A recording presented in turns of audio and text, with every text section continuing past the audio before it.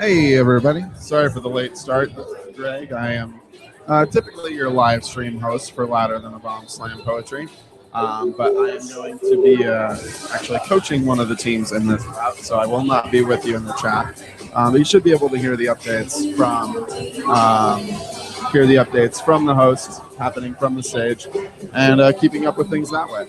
I'll try and do scoring updates in the chat, but mostly I'm going to be focused on my team. I will be hosting the second bout as well on stage. So it'll be a little bit spotty as far as the usual, like nerdy, giving you the score, recaps, and all that kind of stuff that happens on the live stream typically. But I'm wearing a shirt from my Westside team right now that says the point is not the points, the point is the poetry. And that is what we're here for. So, So the scoring updates won't be happening in the live stream, but you'll still be getting all the poetry that you could possibly want coming from the stage. This bout's going to be hosted by Stacy Waite and Lindsay Hand, two fantastic poets and teachers in their own right from Lincoln. You're going to hear in this bout from these teams in this order. You're going to hear from Elkhorn, Omaha, Benson, Omaha, Westside, and then Council Bluffs, Thomas, Jefferson.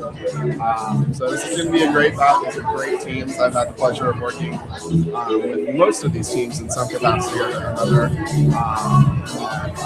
Seeing Benson, they grow every single year and they get better every year. It's going to be a really strong bout. Really, really great show, really, is what we're after. So we're going to get started here. We got the bout draw done. We got our host standing by. And we're going to get going here in just a little bit. So stay tuned. Pass the link along. It's youtube.com/LTAB Omaha, youtube.com/LTABOMAHA. Pass it along. Put it on your social networks. Make it public. Make it big. Use hashtag LTABGP, LTABGP for Great Plains. Use that on Instagram and Twitter and Facebook and all that stuff. Just spread the word about the great work that's happening here and these poets that we are so excited about. All right. I'm going to turn the mic down and just let this show kind of roll out. And then I'll be back with you during the next bout to kind of host you a little bit. All right. I will talk to you guys in a little bit. And unofficially, go Westside. See you in a bit.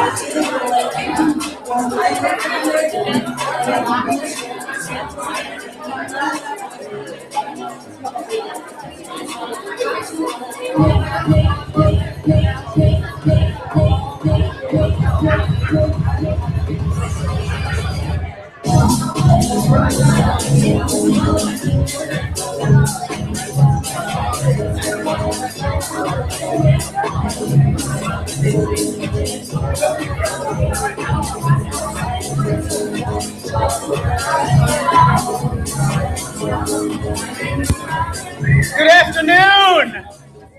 How's it going? Welcome to Louder Than a Bomb, Great Plains 2015. Yeah. My name is Stacy Waite.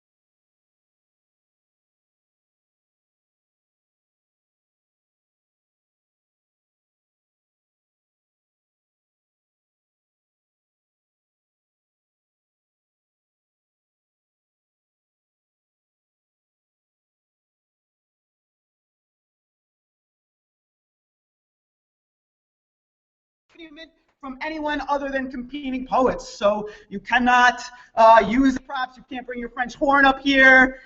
You can't be like, this is my pretty dress and show us your dress. Just get up here and do the poem. Don't show us any stuff. All right? No stuff. The 5th round will feature a 4-person piece from each team that is able to field one.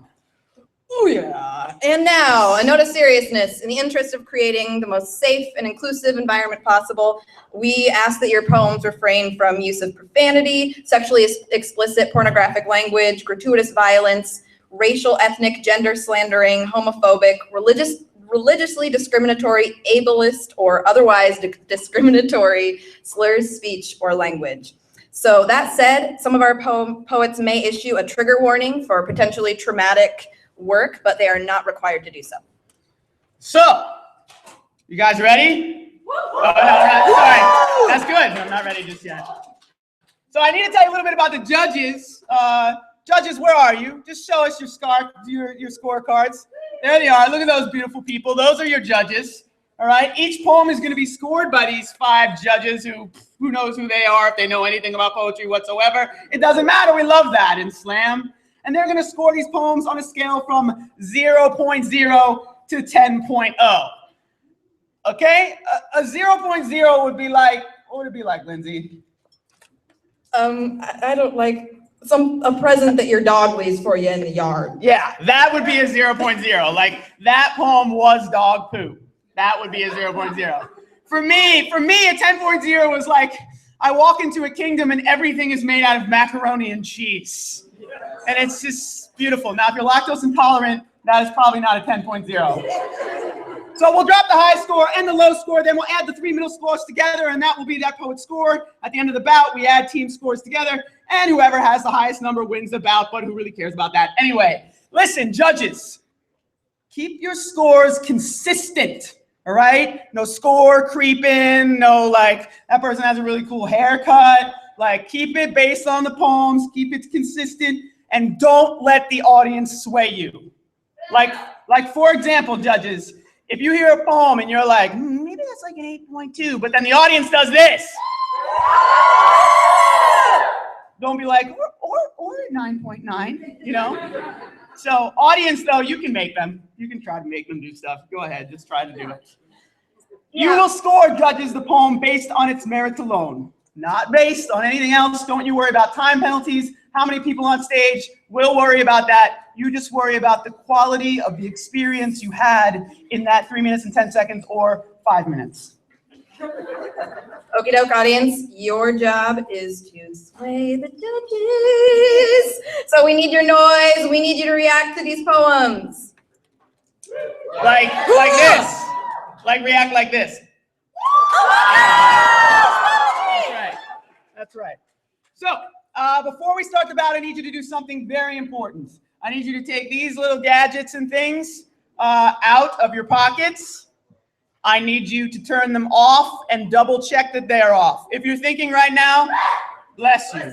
If you're thinking right now, my phone's off, check it anyway. It should be off, right? There's nothing worse than like a really serious moment in a poem and it gets quiet and it's like, it's very bad. Or worse, it's like Beyonce song or like something. It's no good. I mean, that's good if it's a Beyonce song, but not in the wrong moment. All right. So, is there anything we need to do before we start the bout? No.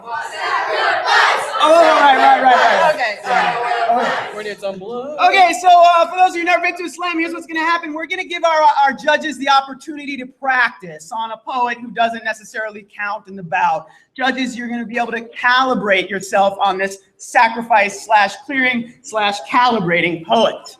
And so, judges, you can practice, and you should think about all the poems you hear in the bout in relation to the practice poem. It's supposed to calibrate you. So I'm going to bring up an Louder Than a Bomb alumni from Lincoln North Star High School, now at University of Nebraska on their college Cupsy Slam team, Catherine Hedges.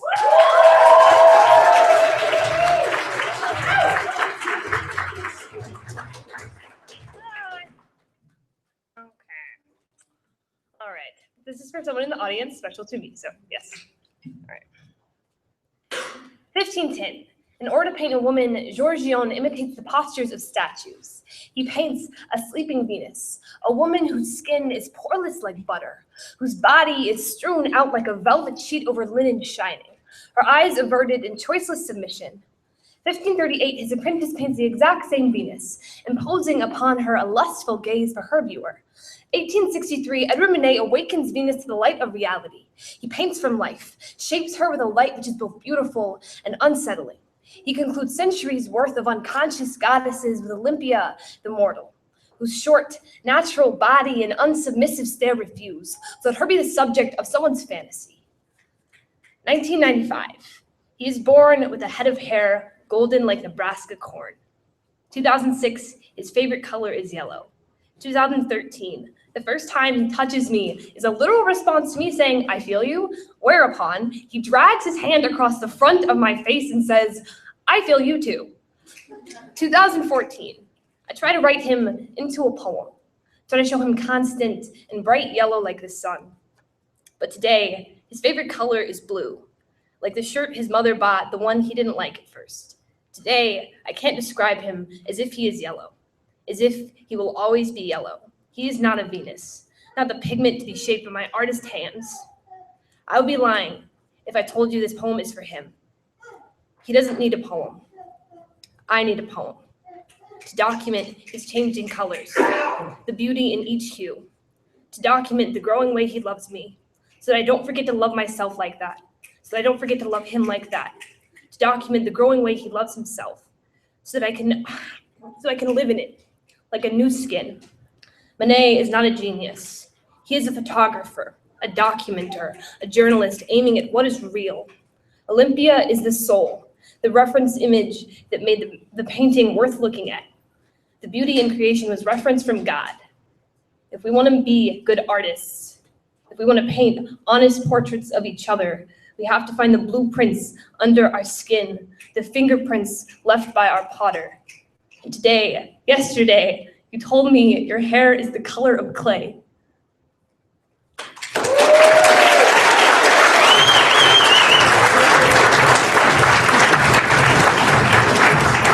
All right, keep those applause going for Catherine Hedges.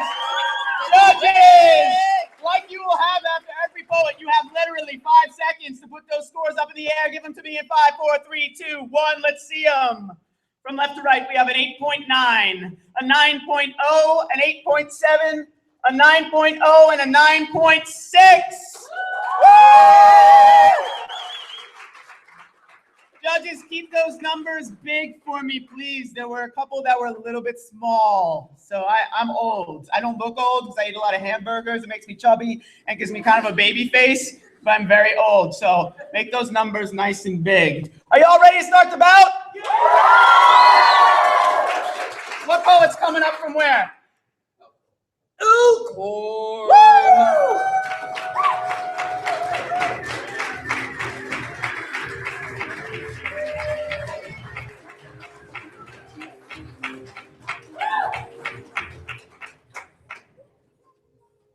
Hi, I'm Anna. I'm a sophomore at Elkhorn High School. Elkhorn High. Okay, this poem is called Tiger Lily, and it's for my mom.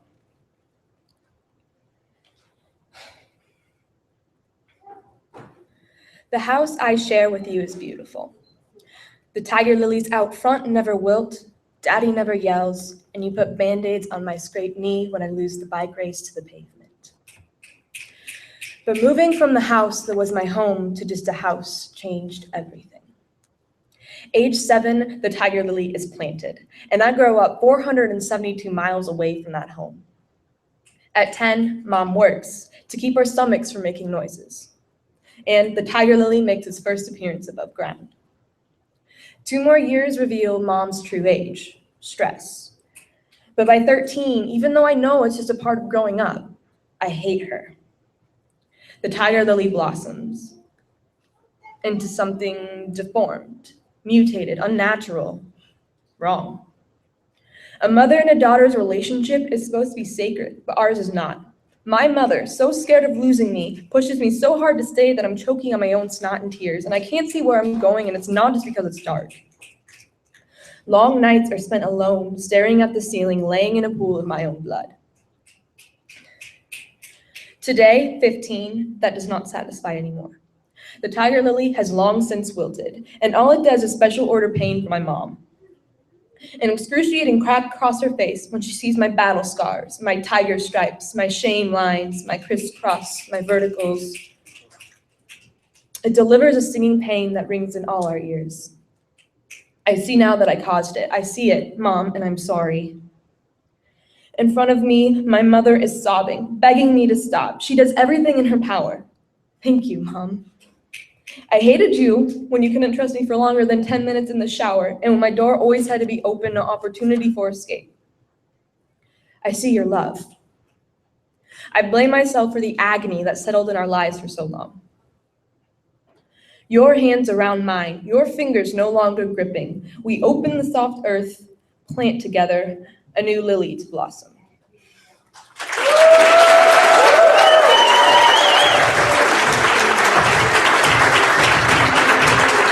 All right, keep those applause going for Elkhorn. Judges, let's see your scores in 5, 4, 3, 2, 1. From right to left, we have an 8.4. We have a 9.5, an 8.9, an 8.9, and an 8.8.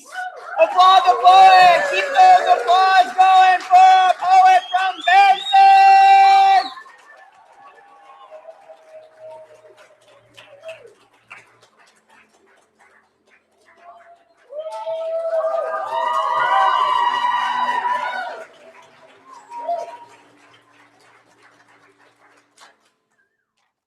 Hello, my name is Lanasia Valentine, and I'm a senior from Benson High School. My poem is called Sculpture David. I feel like now is just a waste of time. A waste of time occupied by who can have the most fun before they die. Everyone here wants to be happy. Older people wish they had more time to waste. Let's just get it over with when I get home, why don't we? Things change so quickly. Right when I believe I have something solid, it disintegrates. Made to last, like the sculpture by Michelangelo David. A few fall-offs are normal because after so long, it is what to expect. But these small issues are resolved by glue. I can picture it now.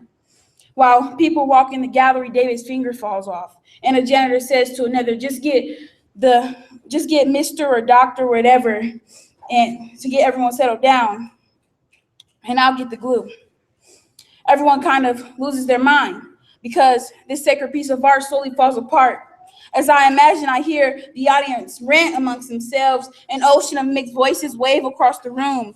Coming back to reality, I say, solid marble sculptures are shaped as those I am close with in myself, and unexpectedly, they disintegrate. They are like my close relationships I have had with people. It is there, it sits set and still, unmovable and strong, reassuring it is because of the heavy weight. At ease, I believe no one can just push it away.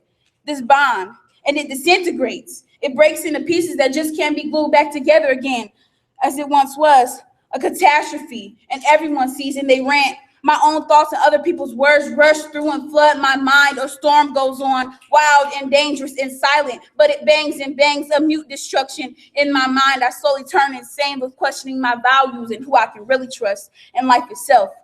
A waste of time it turns out to be. By building these masterpieces, so detailed and magnificent by the stories it's carved by tales. These stories are not all well. There are heartbreaking ones and ones that will make others furious too, but they are there. The details that make this sacred marble of art a masterpiece. You and that person, it took years to make that bond. A moment of you two sit set still, unmovable and strong. It does, and it crumbles. Gone, trust gone, closeness gone, time spent to build is gone.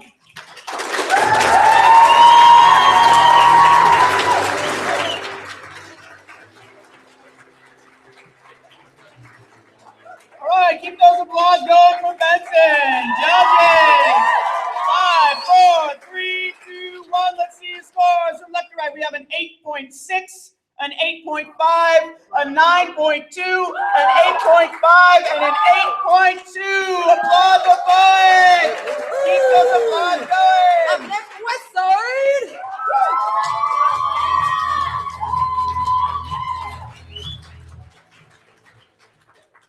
Hi, I'm Sarah. I'm a senior at Westside. Warriors! And this is Let Go of Me. Let go of me. Take your sticky fingers from the ring of my wrist, melting pink cotton candy into the skin of a toddler. And while you're at it, go ahead and wipe it clean. Because I'm getting really sick of feeling this residue covering me from head to toe, the sugar that tastes so sweet on my tongue, but that is so lethal over time, the sugar no one seems to be able to scrub away. Get the flat of your palm away from the home of my cheek, because it sure feels like a slap in the face whenever you drag me back into your dusty room by an invisible arm and push me into cardboard boxes of shame, filled with your ratty t-shirts, with missing skateboard wheels, with suspicious pipes of glass, with old textbooks filled with half-hearted drawings of 1973 Mustangs, which are pens that won't work even when I circle them hard over the backs of your knuckles, gripping me much too tightly. Let go of me. The ghosts of your hands have been clutching to mine for a year and a half, and I miss the feeling of air on my skin, of ankles that aren't burdened with sulky chains woven from brittle eyelashes and epitaphs written by a stranger. Let go of me. Let go of me. I hate the feeling of your fingers moving mine across the space of a paper in every composition class, because for once I just want to write about my favorite pet, the best day ever. What I want to be when I grow up, anything other than the day my brother died. And I know, this is more a poem to myself than to you, than to the brown eyes peering over my shoulder every time I look in the mirror, than to the broken music box of decaying marrow lying further down in the ground than I am tall. But these words are for those eyes only. No, this is a poem to you. Because though it's my own hands tugging one of your stupid sweatshirts over my head for the 100th time, it's your fingers tracing letters across the sticky skin of that toddler, across the vulnerable flat of that cheek, weaving together to tell me, yes, Sarah, wear my old clothes, dig through the archives of my self-assigned confinement. Think of the day you told me you hated me, and think of how much you hate yourself. It's the least you can do to remember me. And yes, you're right, it was. After watching as you tossed too many pills down the wrong drain and painted the bathroom floor with the wrong colors, it was the least I could do to want to follow. It was the least I could do to remember you, but as your fingers grow tighter, all I can hear from your grave is that it wasn't fair of you to throw your life away and choose to take mine with you. For God's sake, let go of me. Let go of me, so I can finally let go of you.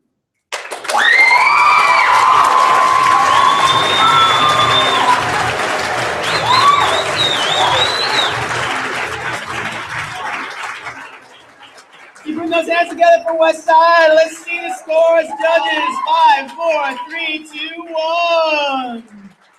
We have a 9.5, a 9.7, a 9.8, a 9.1, and a 10. All right, following that is Council Bluffs, Thomas Jefferson.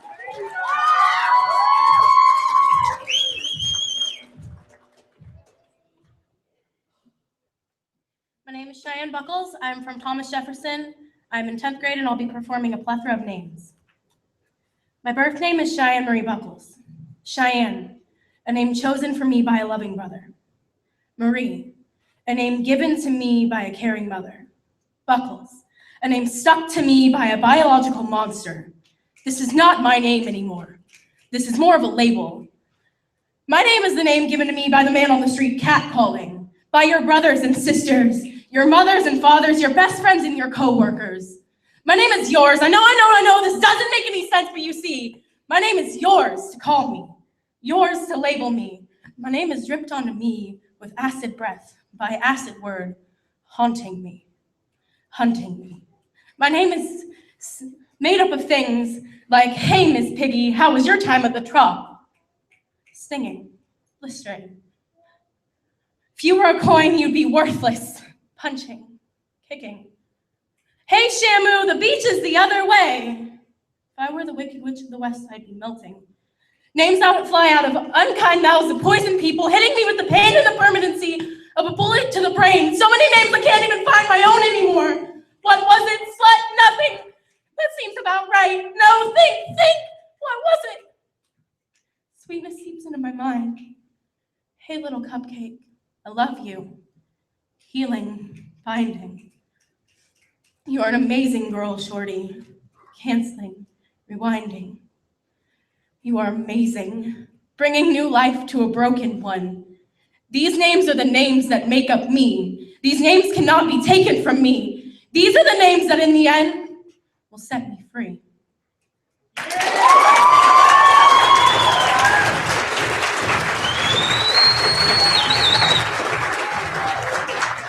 You put your hands together for that poet from Thomas Jefferson. Judges, 5, 4, 3, 2, 1. Let's see those scores. We have an 8.7, an 8.7, a 9.1, an 8.9, and a 9.5. Keep it going for Benson. Woo!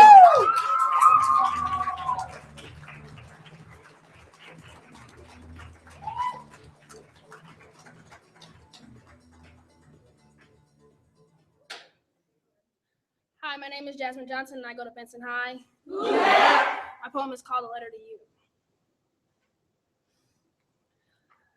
Dear Grandma, I remember when I first came down to take care of you. I was so excited because you are my world. It's hard for me to accept the fact that you're gone, that you're dead and I'm still here suffering. I would rather it be me dead than you, but you see, I can never seem to get my way. You've missed a lot. Drugs, scars, suicide attempts, 3, babies, my first year of high school, my first time driving. Me finding a father figure in a wonderful man I worked with named Kelly. My mom. She cries every night because you're gone. And all your husband can think about is some woman in Africa and how what she speaks is good, but in reality, no one can amount to the woman that you are. You picked me up when I fell down, and you kept me strong when no one was around. You kept me sane when all I felt was pain. And when I think of you, I am at a loss for words. Because all I want to do is cry, even though I was raised to believe it's unacceptable. You see, even though I am yearning for your presence and your absence makes me vulnerable, you taught me to stay strong and be beautiful. I will always love you. Jasmine.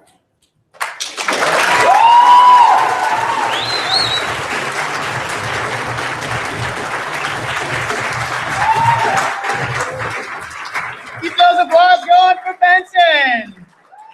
Yeah, I like him to go on a long time. Judges, you have 3 seconds this time. 3, 2, 1, end.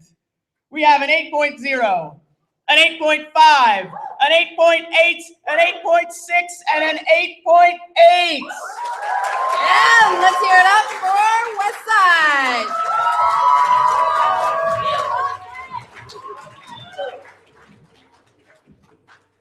Wow, I'm a lot shorter than I thought it was. Okay. Hi, my name is Ellie Bruckner, and I'm a senior at Westside. Warriors! This poem is entitled Sweet Linda. The salt and pepper sprinkled on my supper reminds me of your hair that paved a trail of where you had been and where you would have been, grandmother. Your smile faded like what remained of your black hair when the various concoctions coursed through your spiderweb veins.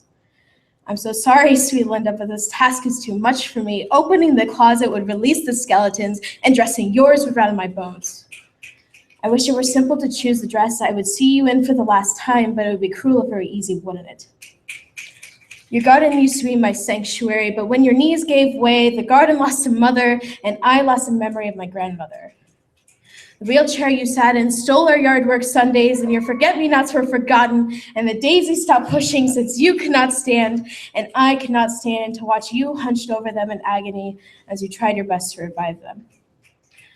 The water in your garden bird bath clouded up just like your eyes, Grandma. The autumn winds breathed for you, and the leaves paled as the days went on, and I could see you in the November overcast, as if the world were mocking your clouds of poison. The ends of your mouth sagged after a day's worth of smokes, and I find it kind of strange that a stick you held between your two fingers, maybe a bit too often, had more power than the morphine that curbed your craving long enough for you to remember to breathe, Linda. Can't decide, Grandma.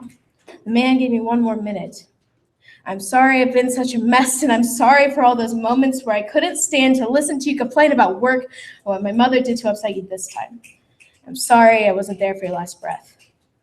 The dress I chose was far too simple for a woman like you, but I didn't have enough time. The man took the dress like the cancer took your life. It was too soon, Grandma. 2 years later, I still hear your painful cough echo in the back of my mind every time I wonder why you had to leave your family. 2 years later, I still don't visit your grave. It's not that I don't miss you, because the world knows that's not true. 2 years later, I still can't find the right words to say. The old house on 5th Street where we would garden every Sunday until our tulips were dry is not how we left it. Our garden is abandoned, and our memories are no longer harvested. But I have not neglected you. I love you, sweet Linda, more than you ever knew.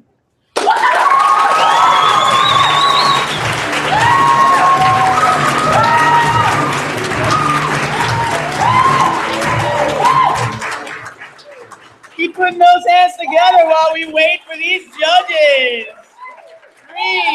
3, 2, 1. We have an 8.9, an 8.9, a 9.3, an 8.3, and an 8.3. Woo! Give it up for Thomas Jefferson!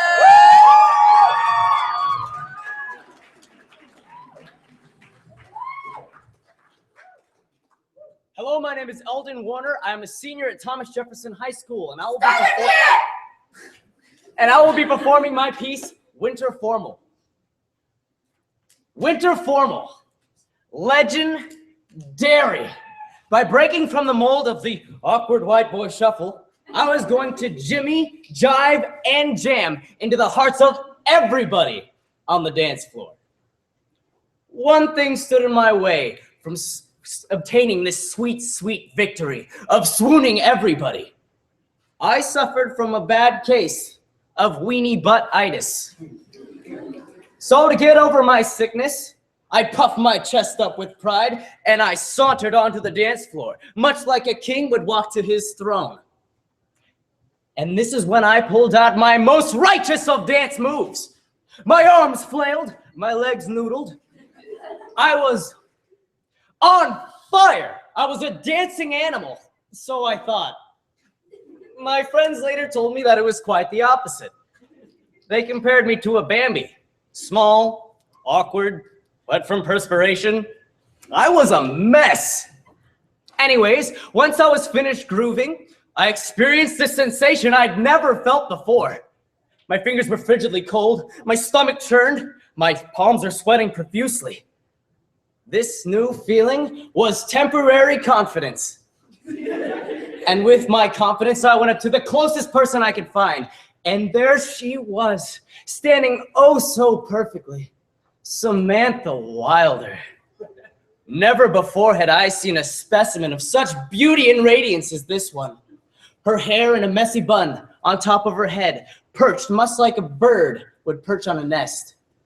Her deep eyes, the color of blue raspberry dum-dum suckers, and her teeth aligned perfectly like military soldiers standing before their drill sergeant.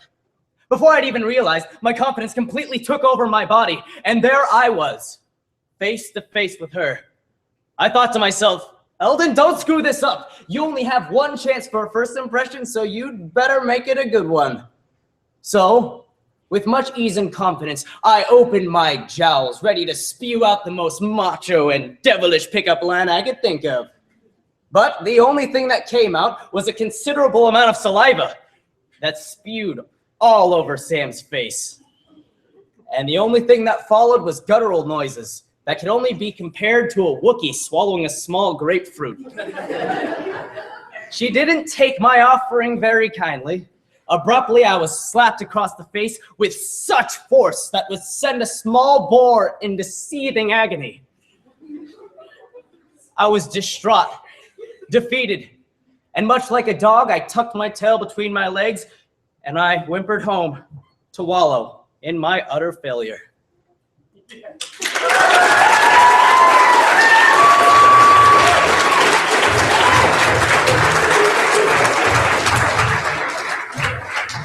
Keep putting those hands together, judges! What are you about to say? 3, 2, 1. We have a 9. We have a 9.1, a 9.6, a 9.0, and a 9.3. Now we have Elkhorn. Woo!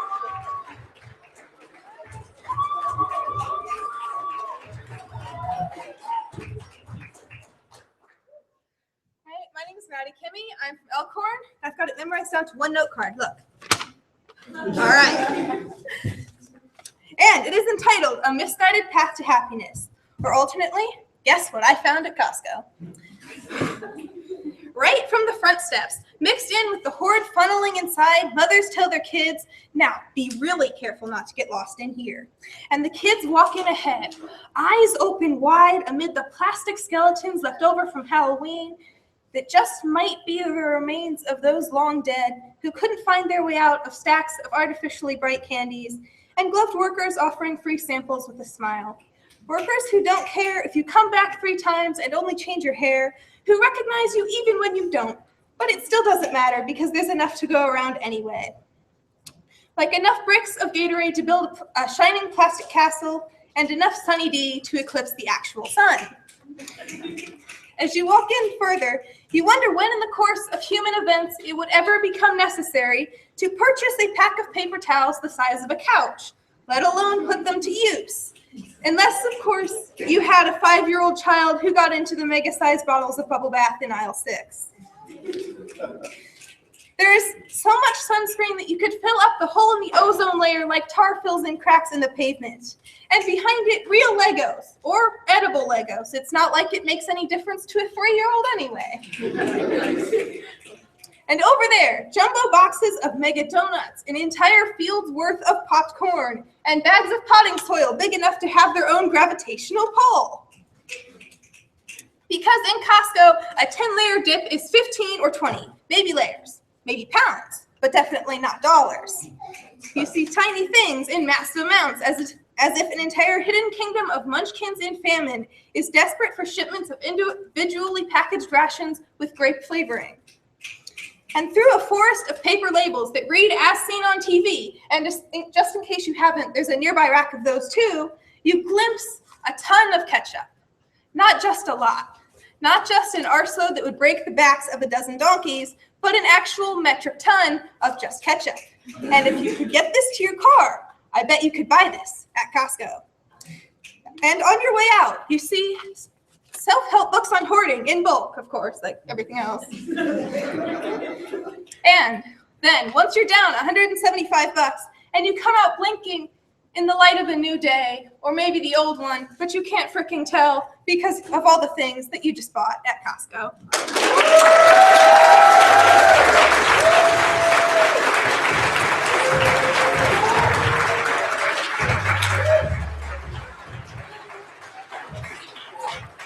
All right. Keep those applause going in bulk.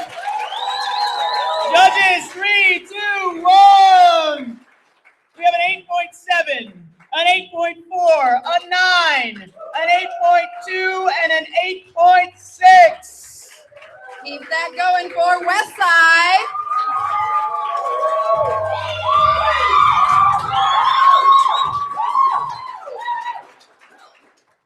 Hi, my name is Leah Hagan. I'm a senior at Westside. Warriors! This poem has a trigger warning for sexual assault, and it's called both A Letter to My 8 and 10-year-old Sisters, and I Can Do This.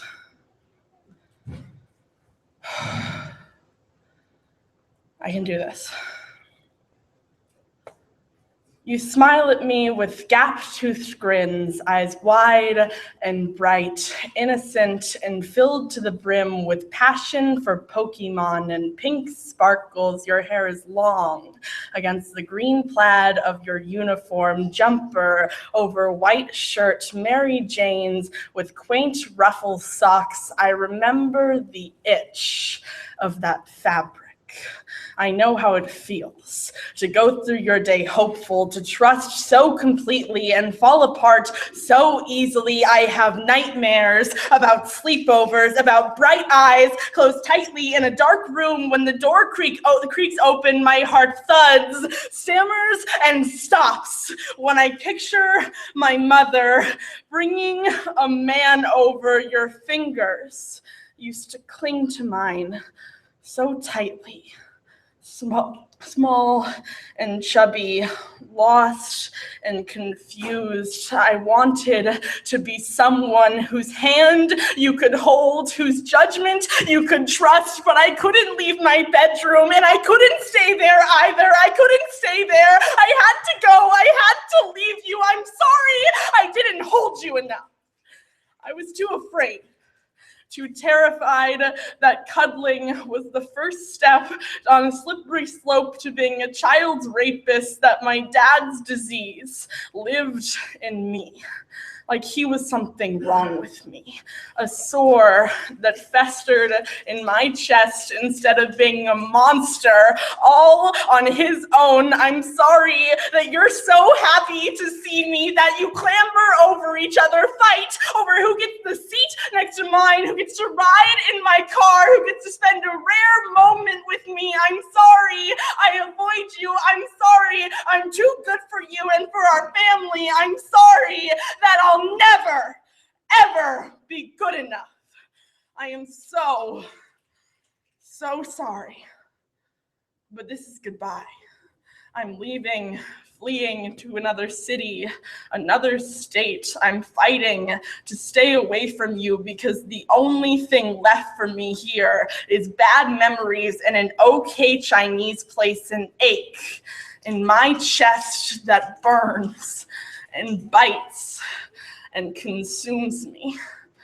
I am so sorry, but I love you. Eat your veggies, brush your teeth, read a book, and remember me.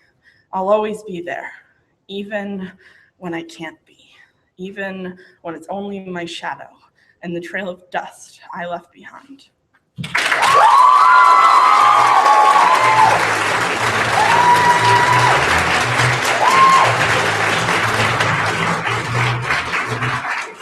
Put those hands together for Westside. Judges 5, 4, 3, 2, 1. We have a 9.4, an 8.9, a 9.5, a 9.7, and a 9.8. And now we have Thomas Jefferson.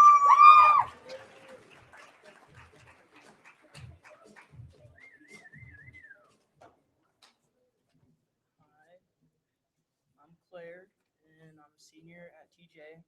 Through the dick. And this is to my ex-stepdad, or whatever you call a stepdad that's not a stepdad anymore. The day you left was simultaneously the best and worst day of my life. I was ecstatic when the police came to remove you, like surgeons to a tumor. That's what you were, a tumor metastasizing. Meth terminated any shred of decency you had left. You claimed silver cars controlled by my mom were tracking your every move. Tried convincing my sisters and I that she was filming pornos upstairs in our rooms, and had the axe ready on the coffee table in case one of her hitmen finally came for you. Paranoia became your whole life. And I wasn't too thrilled with the fact that it was my first day of high school, and before you left that night, you sat there tapping my mom's forehead like a child to a fish tank until she cracked and gave you the keys. That was the first time my voice stood up to yours. I don't remember what I said exactly, although the feeling has not left my memory. I felt like I could have killed you. I remember hoping that if you did end up leaving to get your next fix, the road would hit your skin before you could hit the brakes. Insanity. I got closer and closer with every near sleepless night of 9th grade that I spent locking and relocking the front and back door, that I spent crouched down, scoping out the underside of every table, or staring out every window in the house because I saw shadows that in one way or another resembled people, investigating each square inch of my room until I was sure nothing was there. Paranoia became my life, and I was searching for you. But don't kid yourself, I wasn't looking because I missed you. I wasn't on edge because the house felt twice as big without you in it. I was looking because I was terrified you'd come back, that I would have to see you again. So before my eyes could shut each night, I made a list of names with I love you following each one, in hopes that it would prevent harm to any person I mentioned. Mom, I love you. Celia, I love you. Michael, Melissa, I love you. The list was long, but you were never on it. And I want to cry or puke or something to purge myself of any feeling I still hold for you, whether it be hate, guilt, or pity, until indifference is no longer a mask I wear to pretend I would even care if something happened to you or didn't, until you become a stranger. And I know that's impossible, just like you being on my list.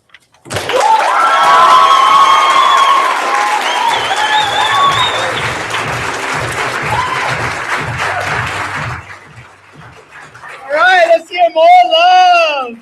Judges, what do you say? 5, 4, 3, 2, 1. We have a 9.1, a 9.4, a 9.9, an 8.8, and an 8.5. Let's hear it for Elkhorn.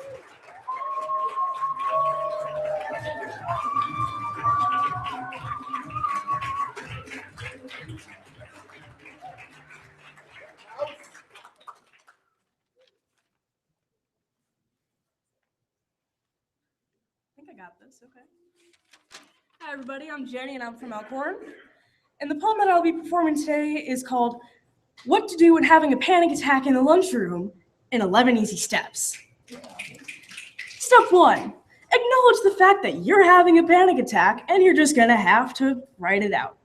Repeat to self that you are having a panic attack over and over and over again because you're having a panic attack. Try not to freak out, it's just another panic attack. Step 2, leave the lunchroom. Walk laps around the school with your hands on your neck. Note, be sure to groan like a zombie for effect. Step 3, when your legs get weak and your head is spinning like a little kid who ate all their Halloween candy in one go and the ground is looking strangely inviting, take a step back and a deep breath in and slow down. You're in control, you got this. Step 4, seek out the librarian for moral support while hyperventilating and proceed to scare the absolute tar out of her sub. Back slowly away from the library. Step 5, return to the lunchroom. Purchase a sandwich, take one bite, and throw it away. Step 6, notice that you're breathing like you just ran a marathon. Think like a fish. Big breath in, slow breath out. Big breath in, slow breath out. And then think about food and Netflix and pajama pants and cats and food, all the things that make life worthwhile. Step 7, call your mom, because if you can't get your crap together, the best course of action is to call the person who wiped your butt for years and therefore knows how to deal with anything you throw at her.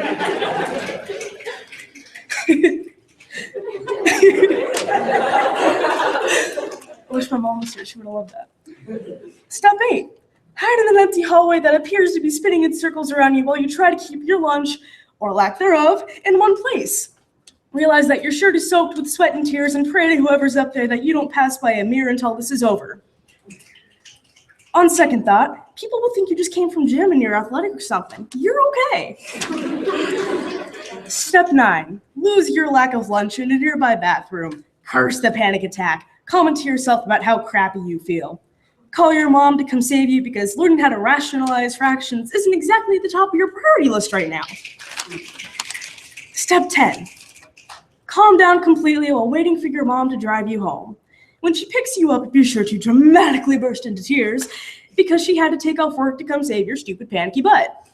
Note, avoid puking in mom's car because then she'll make you clean it up. Step 11, the last and most important step. When you get home, sleep until 6, proceed to eat the entire fridge, including that really weird-looking casserole, and feel like crap for the next day. Eat whatever's in the pantry as well. Play some Minecraft, completely ignore your homework for a few hours, take a bubble bath with the really nice soap you were told not to use because it's super expensive, and regret nothing. Take care of yourself because you're worth it.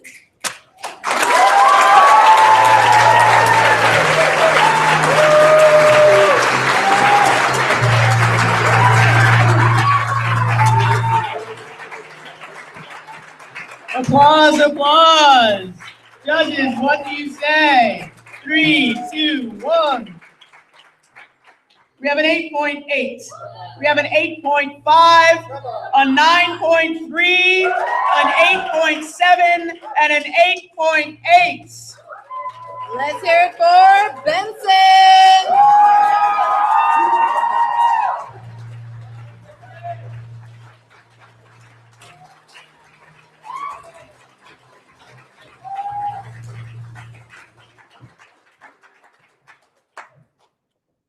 Hi, my name is Macy. I'm a senior at Benson High School. And my poem is called I'm Irritated. I'm irritated by this fly in my ears, always something I tend to hear. I'm reborn by this voice that was once peace is now hatred. I'm cheaply blinded by the best things in the world that I can't have. I have jokes when I can't laugh, mad at first because I can't last. But at this moment, I have no progression. In my age of adolescence, where now passive aggressives have never been the best investment, where something so good is worth a second guessing. I never heard you scratch my back, I scratch yours. I heard I scratch my back, you scratch yours. Confused about the time that I give them because my eyes see you different. I think it's my astigmatism. First vision was the better. The second was the worst. One saw the garden well, the other saw the dirt. The worst got better, then the better got worse, and it caused irritation. That's what made you hurt. Then when I contact you to be nice and you add the extra, how rubbing it causes hatred and my heart doesn't have any eye drops from my retina. Now I'm blind. I hate that you're always there. I know that's a strong word and I honestly don't care. I'm gonna say it again. You're always there. You're always there. You're always there. Like a clown at a fair, a butt to a chair, a town to a mayor. Like, forget it, I honestly don't care. And you heard what I said because these garbage memories give me tendencies to dread these flies laying maggots in my head, spitting acid on every memory, turning history into history. As you slowly leave my head, I hope you go away, but not from this earth, because that on my chest couldn't handle the hurt. I can't even lie, but right now you're acting like this fly has been annoying since birth. For what it's worth, I don't care about the 2 cents you put in, it only made it worse. Think it's crazy how little change in my heart could be a curse. But the price of love is the cheapest, but when you go through hard times, it doubles the interest and the taxes increases. I hate my love is broke as a joke and it's not even funny. This life needs to leave me alone. And speaking of alone, I need a little money. Living an oxymoron where the day is good, but it's not always sunny, where I'm sick of it. But my nose not always running. Let me put this in easy terms. How bugs are not always bunny. I look into the 4,000 eyes when it's time to face it. Couple wings, black hands rubbing together. They plot so patient, waiting on the next creation. Flying to where my heart and mind have located this loving, buzzing sensation. After I squash that blood from my frustration, the insects hire another replacement. It's irritating.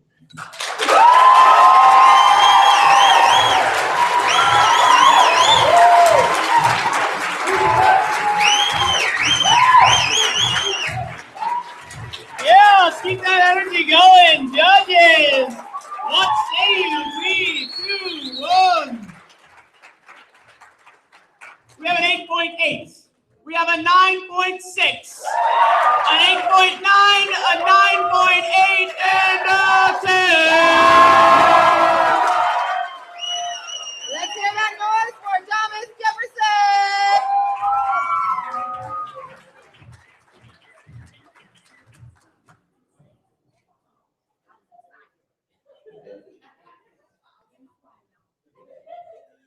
My name is Rachel Woods. I'm a freshman at Thomas Jefferson High School. And and my poem is called No Laughing Matter. Depression lies behind the eyes of those who try to find the part of their mind that is dying to survive. Depression is not a momentary lapse in judgment. Depression means more than the scars painted on the skin of those that fight themselves every day. It's deadly and dangerous, a downpour of toxic rain, and it is not a joke. It's a disease that devours you whole, starting at your heart, destroying all that you love and ripping everything you know out of your system until the lie has been told to make the truth, while anything else you hear seems blurry, confusing, and backwards. You can no longer distinguish what is real and what you made up in your own twisted mind, who is trying to light up the dark and who is simply trying to light you on fire. So you sit alone in your cave, digging your grave, day by day, counting the seconds until your self-destruction will take place. And it can't be cured with a few pills and some kind words. You can't erase years of suffering, pain, and regret with just one smiling face in a single day. Forcing your smiles to become meaningful and real is not as easy as it may seem. And none of this is an attempt at gaining attention. The tears cried are not made of exaggerated drama.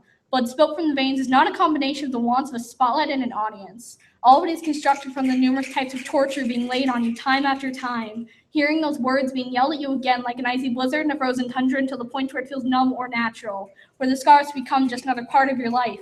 The hurt is dissolved into your heart and you accept loneliness like an imaginary friend because you feel like it's all you have left. You can't escape the thoughts that tell you that everything you touch turns to glass, so clumsy, you could never keep a vase intact. You wonder how your heart can still beat after being shattered while you feel like your bones should be ashed in the cemetery with your dreams where they have rested since that telephone line was broken and your hopes can no longer communicate with your mind. When they left to die, you were still somehow expected to survive. Some people don't know what it's like to be your own worst enemy. Crowds upon crowds don't understand the battlefield you've made of your world. Others go as far as to laugh at the people who face these daily challenges. You don't constantly contemplate suicide because you've put through torrents all your life. No, you just had a bad day. You got into a fight with your friend and that's why you feel like a waste of space. These people don't know what you've been through, so they act like your emotions don't matter, that nothing that happens to you means anything because there are people who have it worse than you. No matter what it is, there will always be something more damaging, more distressing, more life-threatening, always something worse. Yet that doesn't mean that your pain is worthless. Pain is still pain, yet it affects us all in different ways. So don't let anyone tell you it means nothing that you're suffering. Try and accept the open arms around you that you may have been blind to before. Yet most of all, remind people that jokes are supposed to be funny, and depression is no laughing matter.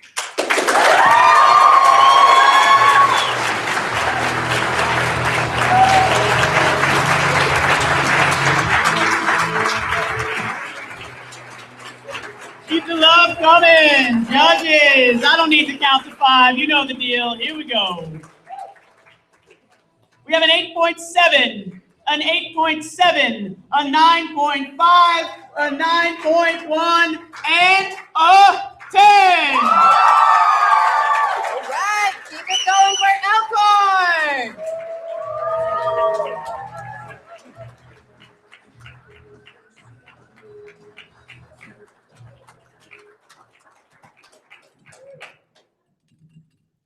Hi guys, my name's Carly and I'm from Elkhorn High School. And my poem is called Fragile. A dusty white ranch-style home with shutters black as night. At the backyard fence, a puppy wagging its tail 50 miles per hour. On the windowsill, a football of brown and gray. The siding worn looks as old as Gandalf the Grey.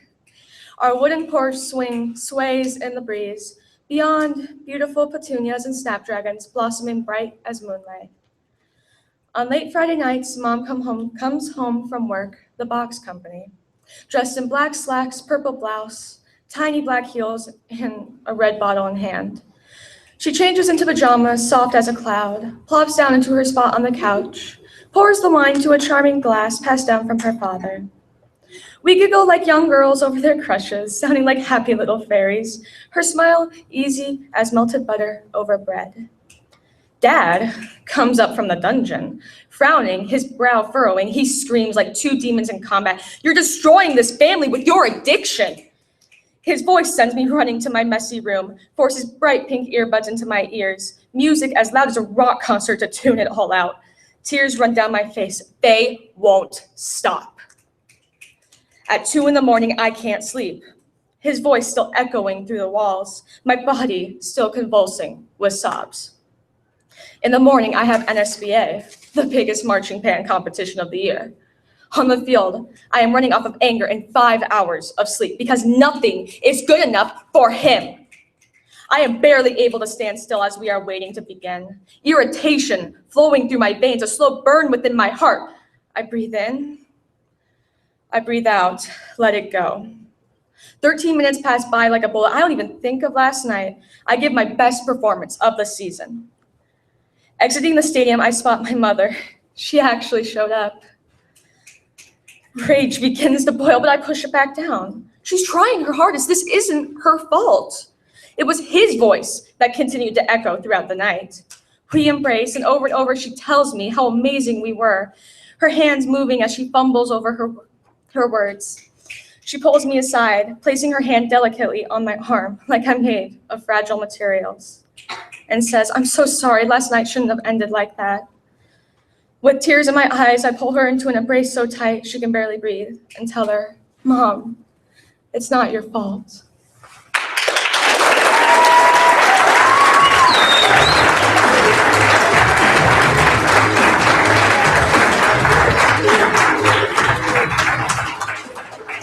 We put those hands together, judges. Let's see you score art, which is ridiculous. We have an 8.8, an 8.8, an 8.5, a 9.0, and a 9.7. Yeehaw for Benson!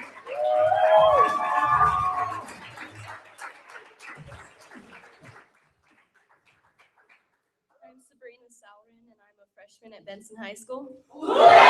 And this is my poem, I Am Not Juliet. It's been brought to my attention that women are objects of beauty, desire, torment, and punching bags. It's been brought to my attention that I belong to someone else.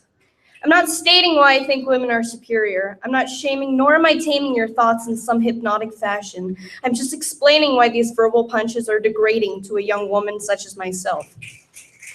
It's been forced upon me that I can't wear what I want without being examined, judged, or an object of disgust. If we choose to wear long dresses and cover every inch of our skin, let them think that we're oppressed. If we choose to wear nude stockings and you think we expect to see gawking, let them call us sluts. It's been forced upon me that I can't make a statement without being judged. It's as if Elizabethan days have started again. Well, I'm no Juliet. I'm not property. I'm not royalty. If I want to add poof to my dress, I wear a petticoat because the lighter I feel, the freer I am. I don't believe in love at first sight. I wouldn't risk my life for some guy. Instead of Romeo, Romeo, wherefore art thou Romeo? I'd rather say, where art thou respect and mine equality? I am not Juliet. It's been brought to my attention that I can't do what I want. The danger lies in woodwork and driving, and I should stick to cooking and cleaning.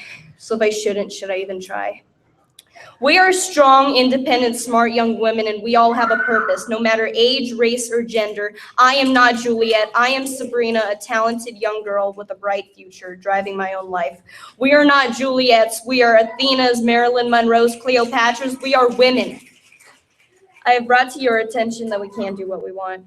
March, fight, work, drive, be insane for once. The right kind of insane.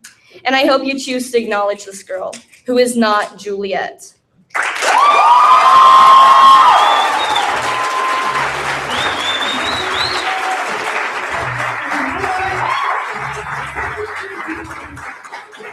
All right. Judges. 5, 4, 3, 2, 1. We have a 9, a 9.4, a 9.7, a 9.3, and an 8.9. Give it up for Westside.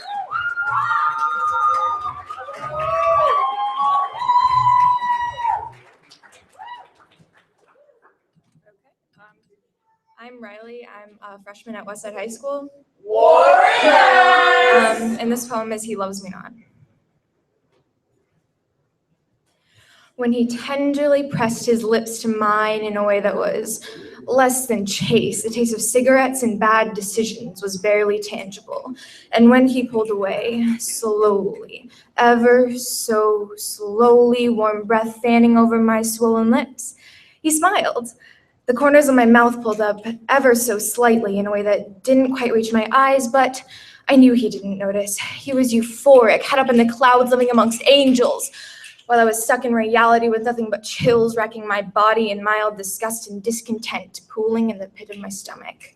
Because no matter how many times you unabashedly stated, "I love you," and no matter how many times I hesitantly muttered it back, trying to convince myself that I did, in fact, love you, I couldn't bring myself to believe it, and I knew you didn't believe me either. I could see the betrayal in your eyes, and that betrayal slowly morphing into anger, flames engulfing you until you were unrecognizable, but I didn't notice until it was too late, until I tried dragging myself out of the hole we had dug together, and you blamed me for not loving you as if it was my fault. I was incapable of the emotion.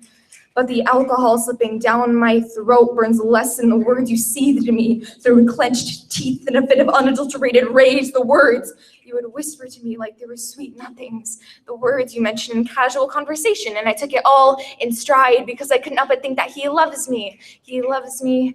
He loves me.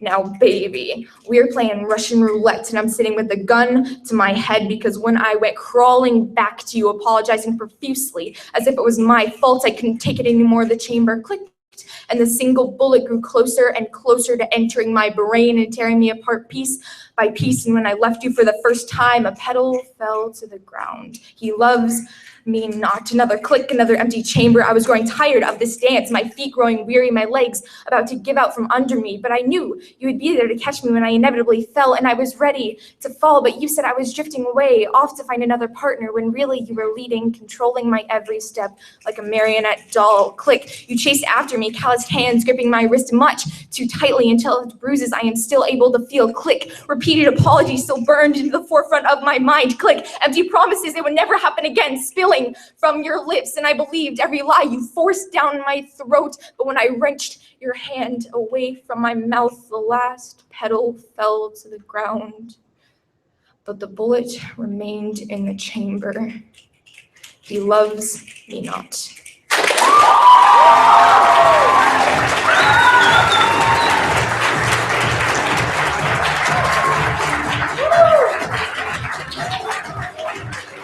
Keep those applause going for the final poet and all the poets.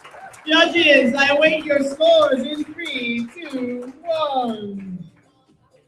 We have a 9.0, a 9.5, a 9.1, a 9.3, and a 9.6. Let's hear some applause for all the poets. That is the end of the individual rounds.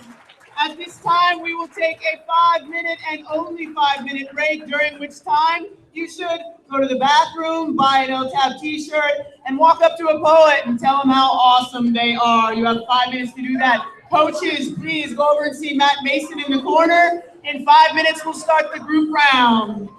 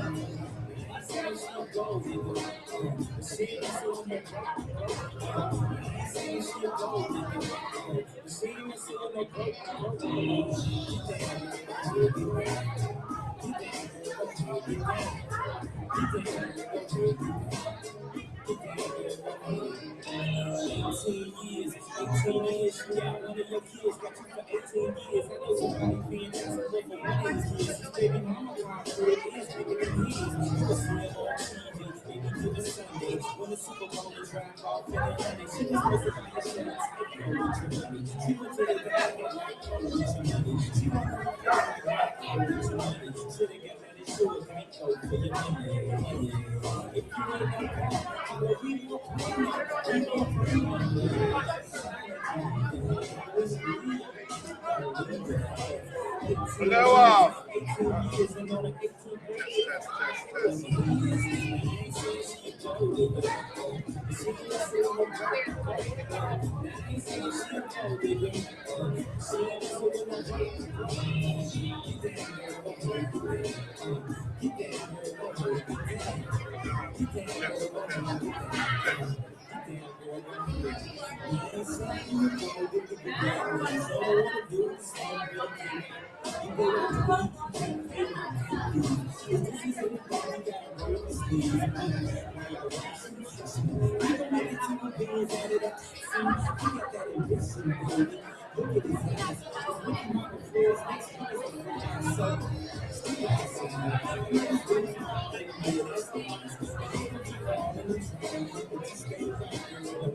Testing this mic. Testing this mic.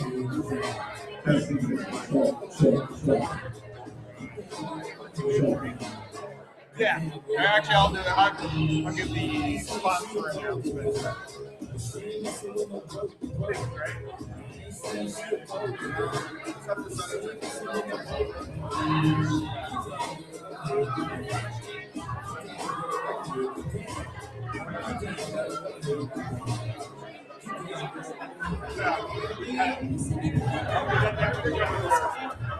I'll go get a mic stand too. All right, we'll get started in just 2 more minutes. Things to remember. Thank you all. If you're able to put some money in the jars over there, it helps us keep this going. There's also t-shirts you can buy out in the hallway, tumblers you can buy in the hallway. We'd like to thank folks like the Kiewit Foundation, Sherwood Foundation, and all the others who helped us make this possible, as well as let's hear it for the teachers who really make it possible in the school. Every one of the teams has at least one teacher in the school who puts in extra hours, and we really appreciate that. We've also got great coaches we send out, and let's bring back our great MCs.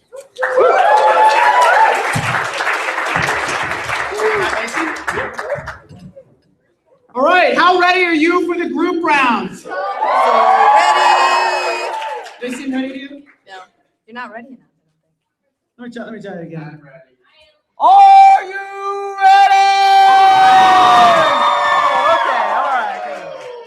We are going to have 4 group pieces in this order. Elkhorn, Benson, Thomas Jefferson, Westside. So let's give it up for Elkhorn!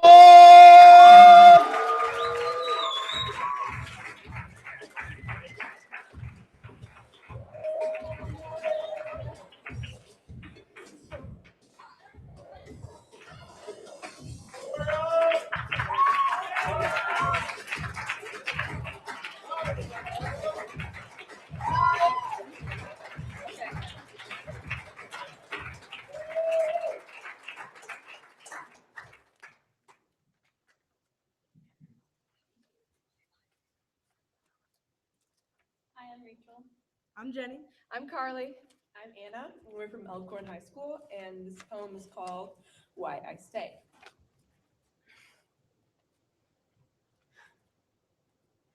Onion breath pressed the skin of my neck, humming In rhythm with his feet stomping the floor, he shoots out of the chair, teeth bared like an animal. Who can speak, defending territory with foul language and threats. Their shadows fawn on faces, forcing anger deep within my heart.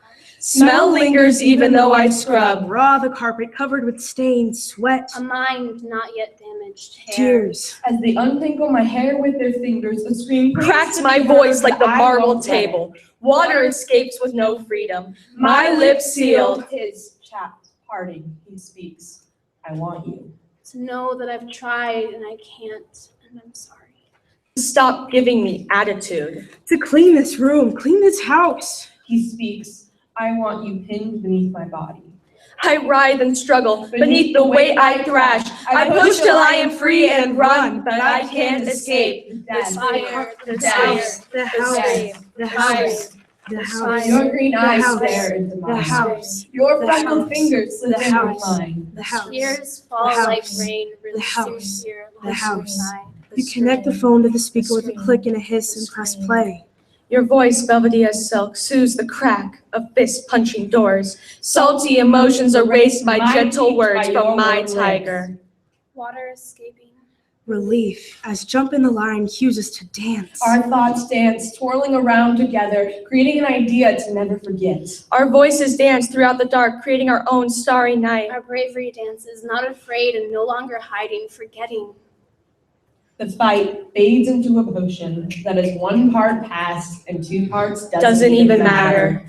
Like the way a storm dissipates. And sunlight is revealed, radiant as gold, magnificent as Mary Poppins, Fresh as the first bloom of spring, glistening like a brilliant rainbow. In the light, I am smoothed by your eyes, By your warmth. By your hope. by your voice, and I stay. I stay. I stay. I stay.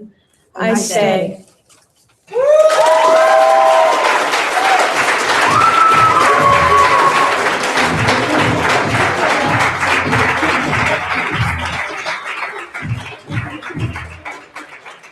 Right, let's keep those applause going for Elkhorn. Judges, 5, 4, 3, 2, 1. And I have from left to right an 8.8, a 9.0, a 9.0, an 8.6, and an 8.7. Now we have Benson.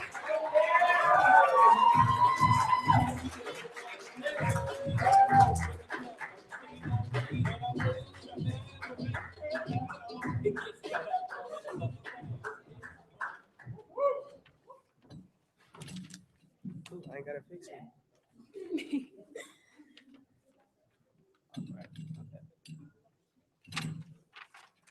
Hi, I'm Macy. I'm a senior.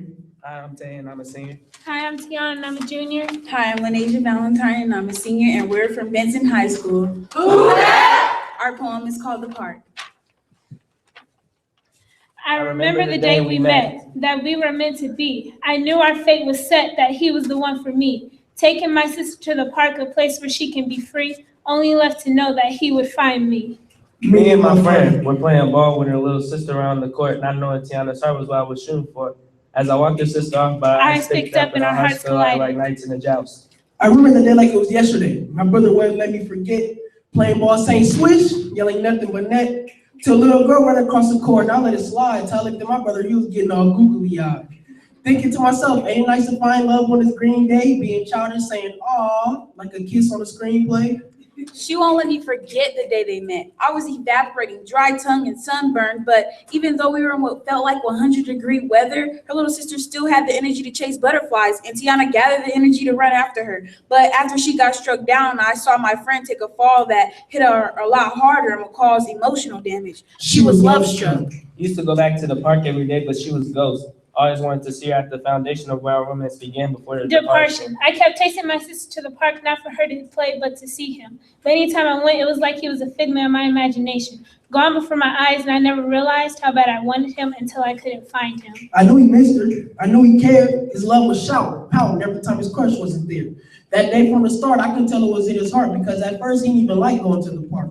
You have to come to the park with me, I heard every other day. And even though it was always a blank trip, I still went anyway. So let me ask you a question. Do you love him? I don't know, man. Things just ain't been the same since back then. A part of me is glad we met, but the other wants to forget we had crossed each other's presence like forbidden territory. Do you love her?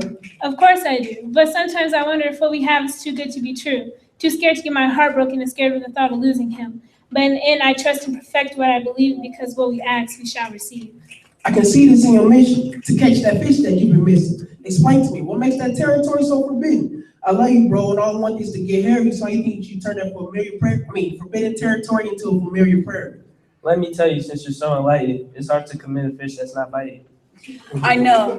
I was afraid for you the very moment I saw you guys lock eyes. I watched your world stop and only thought of how you never really wanted to fall in love. I want to be able to love him. It's just love is a risky feeling for people like me.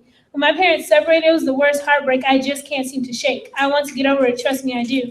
I just don't know how to love like people normally do.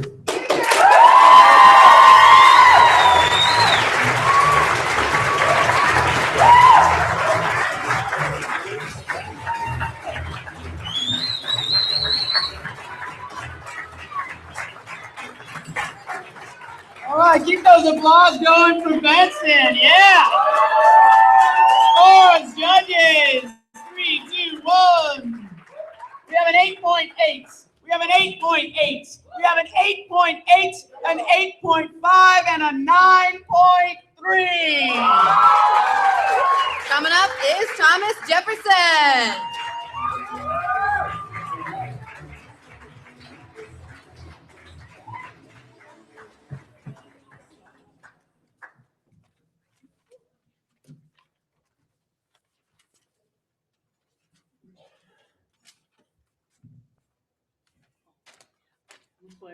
Cheyenne. Ishaya. Kaylin.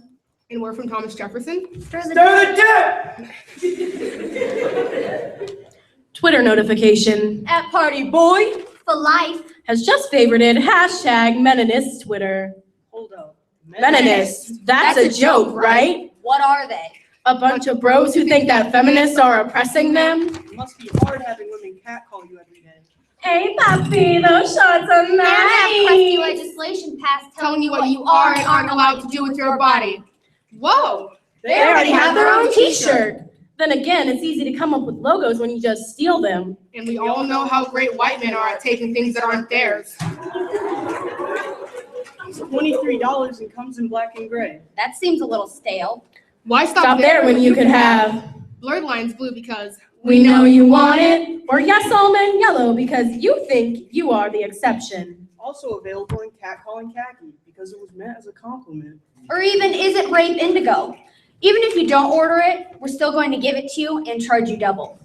Wait, is it rape indigo? That's not a real color, because if you have to ask if it's rape, it's rape! Meninist, you know what you should do with that $23 you spent on a t-shirt? Buy condoms to make sure there won't be any more of you in the future. Meninist, please love yourself. Buy some pizza or some common sense. Think of all the fedoras you could buy because you probably lost your last one in the friend zone. Stop. The friend zone is imaginary, just like your appeal to women. I bet it's super annoying having women ask how big your chest is? And not having a date to prom because women owe it to you to ask. After all, you did hold the door open for 2 of them the other day. The least we can do is invite you to have sex with them And 5 of their friends. Unless you'd like to be treated like the dogs you are, I'm not throwing you a bone for being a nice person.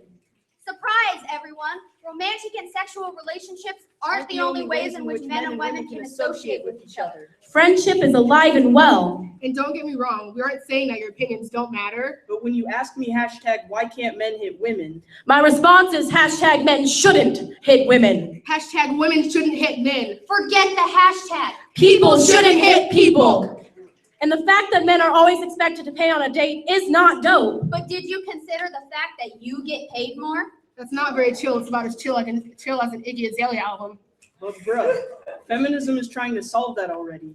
Toxic masculinity is a result of misogyny. Feminine qualities are considered a sign of weakness. So in bruh terms, Hashtag like a girl equals bad. Hashtag like a boy equals not a real insult. Hashtag meninism equals an insult to humanity.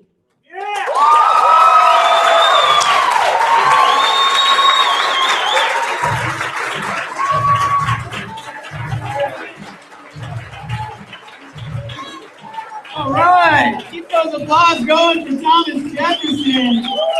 Judges, what say you? 3, 2, 1. We have a 9.0, a 9.5, a 10, a 10, and a 10. Keep that energy going. We have Westside.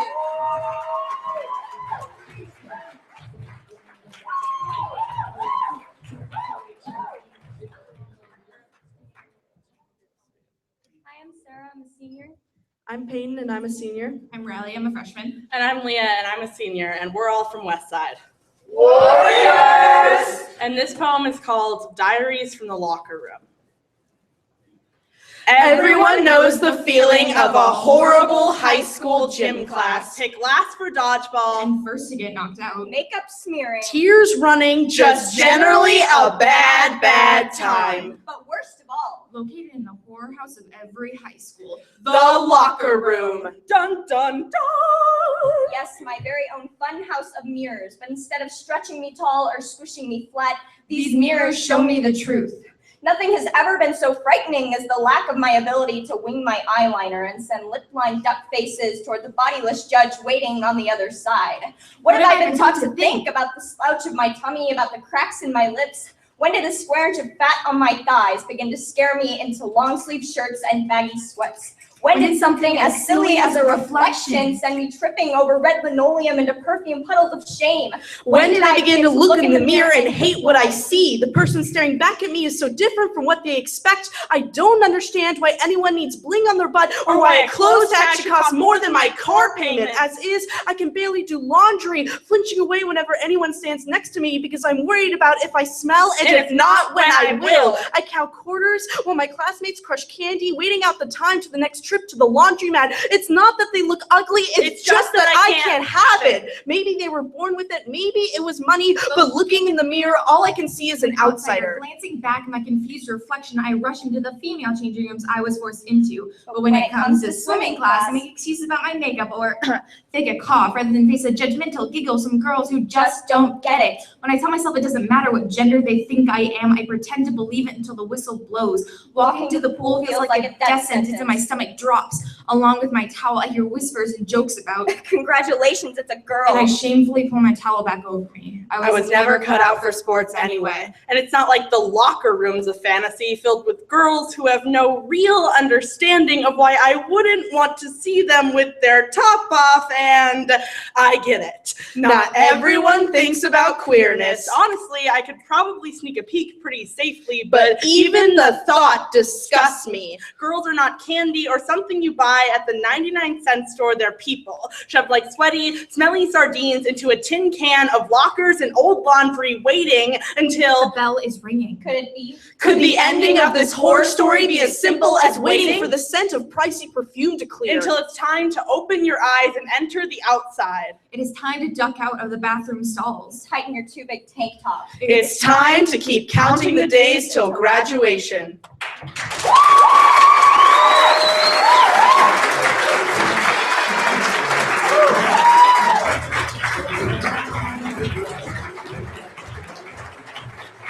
Keep those applause going for Westside and all the poets. Judges, can I get your scores in 3, 2, 1?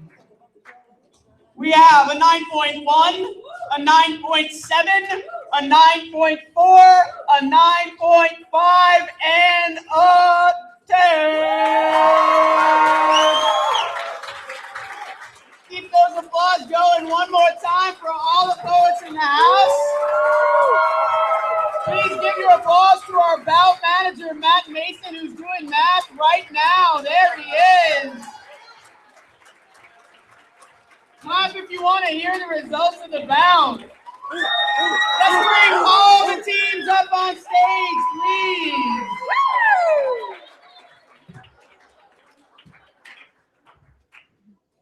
All the poets, the coaches, get up. You can fit up here somehow. We know you can.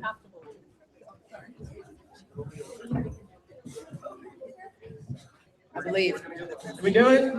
I believe. Can we do it? Come on, Benson. Beautiful. In 4th place in bout number 6 is Elkhorn!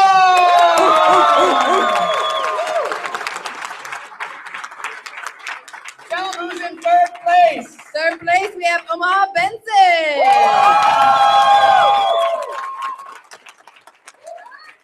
In 2nd place, Thomas Jefferson! And 1st place in this afternoon's bout is Westside! Thanks everybody for coming out. We have another bout starting at 4. Please stick around for poetry. Woo!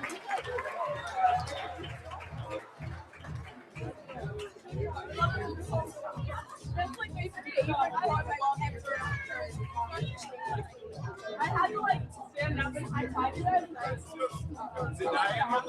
No, we're gonna get it. Oh, okay. We'll put it to it. That makes it fine. Oh, no. For those here for the next bout, in this room we will have Prelim, Bouchette, Mount Michael, and Omaha South. Next score in the Nebraska League, we have Miller North, Omaha Bryan, Omaha Brook, and Scott Catholic. That's in the Nebraska League. Next score.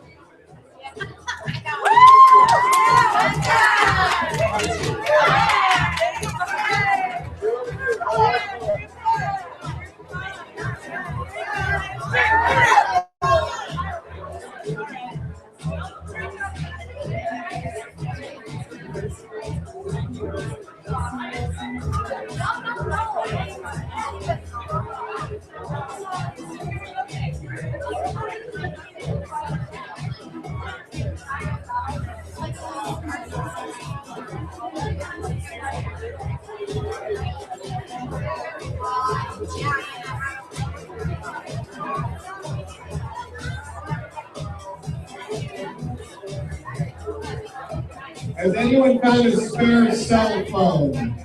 We have a lost cell phone in the room. If you find a cell phone, please come talk to somebody at the head table over there by the door.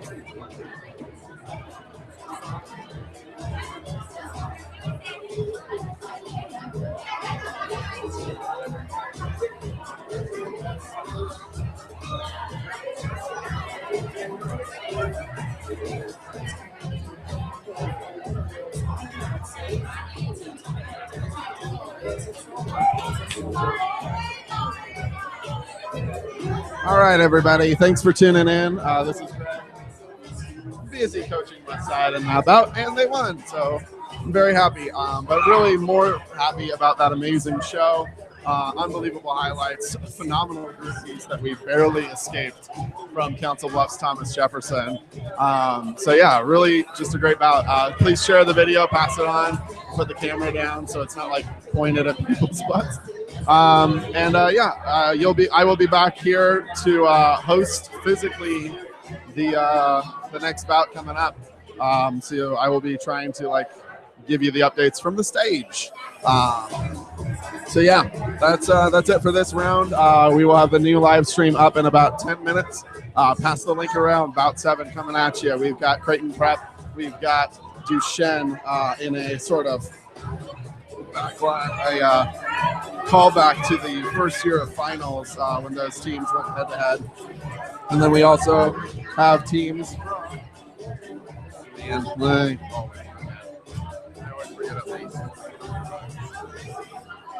All right, the other teams are from Mount Michael and Omaha South.